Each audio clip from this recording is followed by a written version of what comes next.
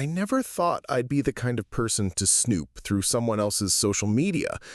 I always told myself that relationships are built on trust, and if you feel the need to check your partner's phone, you're already in trouble. But life has a funny way of testing the rules you set for yourself. Her name was Claire.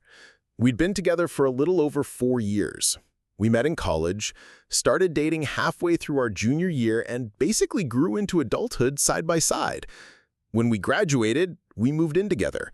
We shared bills, a cat, holidays with each other's families. By all accounts, we were building a future. Claire wasn't just my girlfriend.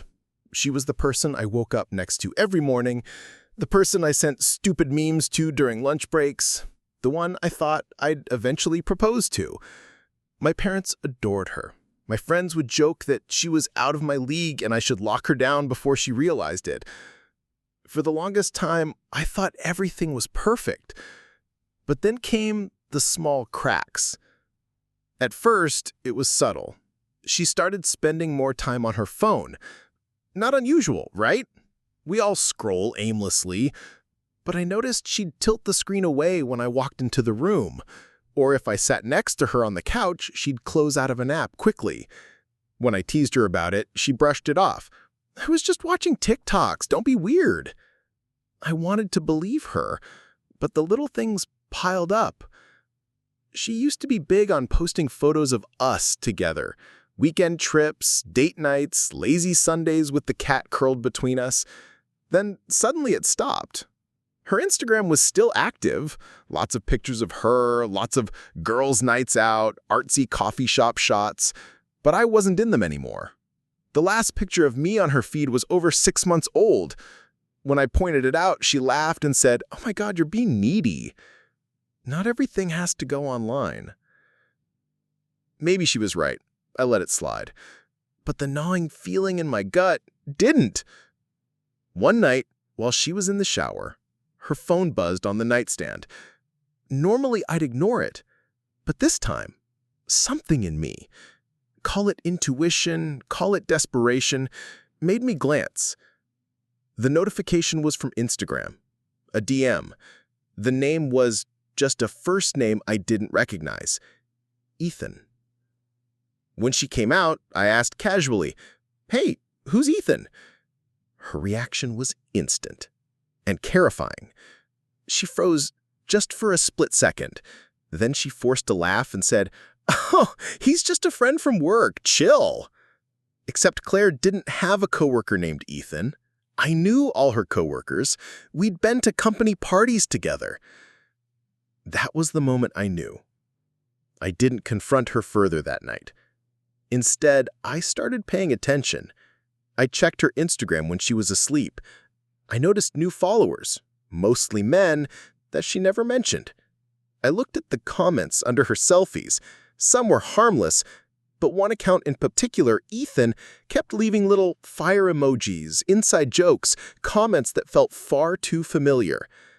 And she replied. Always.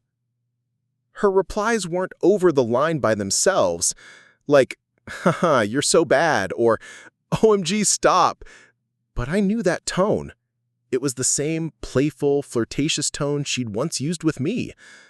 The thing about social media is that people think they're clever. They think they can hide things in plain sight, that no one's connecting the dots. But I did. The real crack in the dam came when I clicked Ethan's profile. It was private, but his profile photo, it was a mirror selfie taken in what looked like Claire's office bathroom. Same tiles, same lighting, same soap dispenser I'd seen when I dropped her off once. I felt sick. For weeks, I lived in this half-reality, smiling at Claire for breakfast, kissing her goodnight, all while scrolling through her socials behind her back, piecing together a version of her life she hadn't invited me into. Then one night, it all came crashing down. I was lying in bed, scrolling on my own phone while she was working late. She'd left her iPad on the nightstand. Normally, it was locked, but she must have disabled Face ID earlier. On impulse, I picked it up and opened Instagram. It was still logged in to her account. I don't know how to describe the rush of dread and adrenaline that hit me. My hands trembled as I went straight to her DMs. And there it was. Ethan. Hundreds of messages, flirty banter, inside jokes, late night I can't stop thinking about you texts, pictures, not nudes, but intimate enough, him shirtless at home, her sending selfies from our bed when I wasn't there. And the worst part?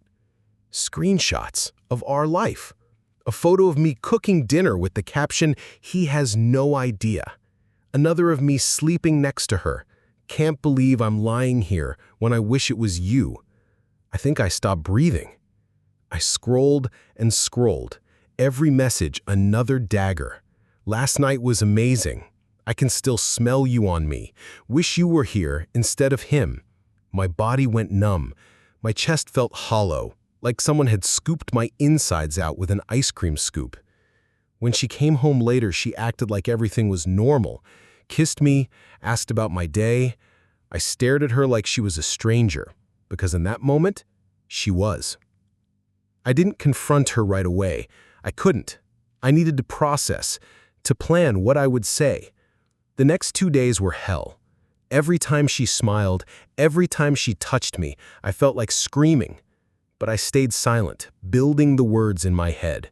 Finally, on the third night, I asked her to sit down. "Claire," I said, my voice shaking, "how long have you been seeing Ethan?" Her face drained of color. She didn't even try to deny it. Tears welled up instantly. She whispered, "I'm so sorry." And that was it. That was the confirmation I'd both dreaded and expected. The rest is a blur. I yelled, she cried, she begged me to understand, said it just happened, that she never meant to hurt me, that she still loved me.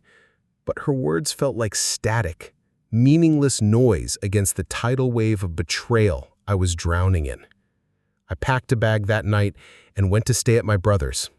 Claire texted me nonstop for days, apologies, long paragraphs, even blaming herself for being weak. I didn't respond. The breakup itself was ugly. We had to split the apartment, decide who kept the cat. Every logistical decision was soaked in bitterness. She wanted another chance. I couldn't even look at her. It's been almost a year now.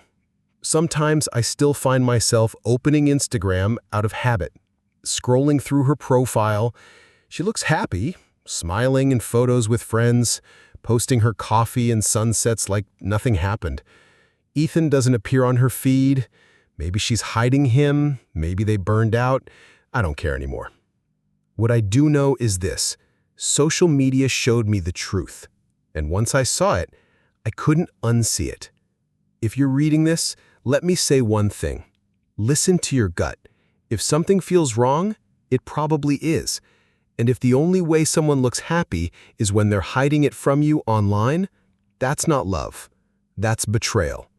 And betrayal always finds its way to the surface.